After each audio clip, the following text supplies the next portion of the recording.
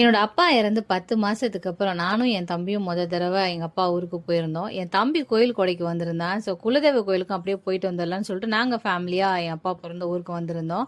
இந்த கோயில் பார்த்தீங்கன்னா ரொம்ப சிம்பிளா இருக்க மாதிரி இருந்தது. இடம் ரொம்ப பெருசா இருந்தது. ஆனா கோயில் ரொம்ப சிம்பிளா இருக்க மாதிரி இருந்தது. உள்ள ஒரு செங்கலை தான் சாமியா வச்சு கும்பிட்டுட்டு இருந்தாங்க. எங்க அம்மா கிட்ட நான் இதெல்லாம் கேட்டுட்டு இருந்தேன். ஏன்னா நான் தடவை இந்த கோயிலுக்கு வரதுனால என்னம்மா சாமி ரொம்ப சிம்பிளா இருக்கேன்னும் போது எங்க அம்மா இதுக்கு நிறைய வரலாறுலாம் இருக்குன்னு சொல்லிட்டு அந்த கதையெல்லாம் சொல்லிட்டு இருந்தாங்க. இந்த கோயிலுக்கு கொடையும் கொடுப்பாங்க வருஷத்துக்கு ஒருக்கான்னு சொல்லிட்டு இருந்தாங்க. ஸோ நானும் என் தம்பி ஒய்ஃபும் அதை அப்படியே கேட்டுட்டே இருந்தோம். இந்த கேப்ல சாமி கும்பிட்றதுக்கு எல்லாத்தையும் ரெடி பண்ணிட்டு இருந்தாங்க.